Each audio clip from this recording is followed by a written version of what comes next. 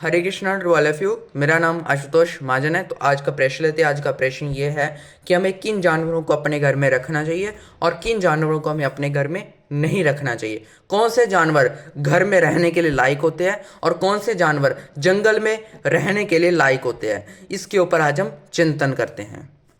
अगर आपने विज्ञान थोड़ी सी भी पढ़ी है तो उसमें बताया जाता है 3 तरह के जानवर होते हैं। पहले हर्बीवोरस, दूसरे कार्निवोरस, तीसरे ओमनीवोरस। जो हर्बीवोरस जानवर होते हैं ये कहीं ना कहीं पेड़ पौधे और घास फूस पर डिपेंड रहते हैं। कार्निवोरस जानवर कहीं ना कहीं मांसाहार पर डिपेंड रहते हैं और जो ओमनीवोरस जानवर होते हैं ये दोनों पर डिपेंड रहते हैं, यानी घास फूस पर भी और मांसाहार पर डिपेंड रहते हैं। ठीक है ना, इनका बोथ चक्कर है। अब प्रश्न उठता है कि कौन से जानवरों को हमें अपने घर में रखना चाहिए।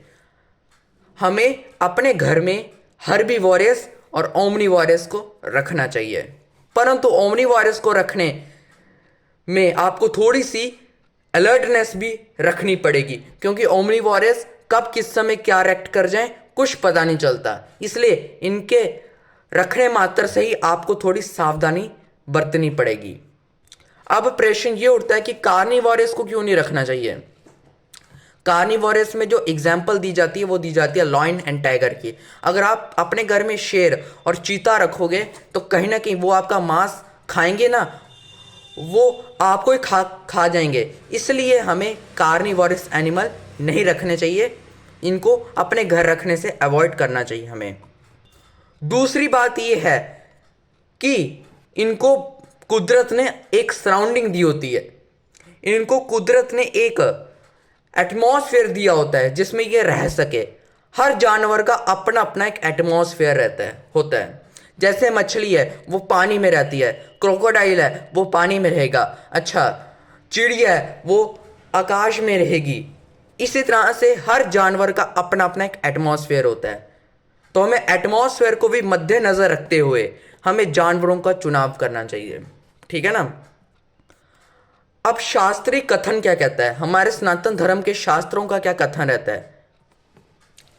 देखो, हमारे सनातन धर्म के जो शास्त्र है वो ये कहते हैं हमें किसी भी बेजुबान जानवर को कष्ट नहीं देना चाहिए, हमें किसी भी बेजुबान जानवर पर आक्रमण नहीं करना चाहिए, उसकी हत्या नहीं करनी चाहिए। ये हमारे सनातन धर्म के शास्त्र कहते हैं। अब एक और तर्क कई सारे लोग उठाते हैं कि हम लोग जानवरों को इसलिए मारते हैं ताकि पॉपुलेशन मेंटेन रह सके। पर मैं कहना चाहता हूं ये वह लोग होते हैं जो जानवरों की कॉलोनी को तबाह करके अपना साम्राज्य स्थापित करने के बारे में सोचते हैं। तो इसलिए आप जानवरों का उद्धार करें। उद्धार करने का मतलब क्या हुआ, आप जानवरों के लिए जल पान की व्यवस्था करें, आप जानवरों के लिए अनाज की व्यवस्था करें। इसी से जानवरों का उद्धार हो पाएगा।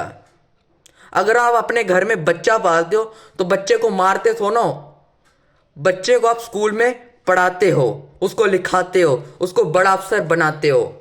इसी तरह से जानवरों को आपको क्या करना है,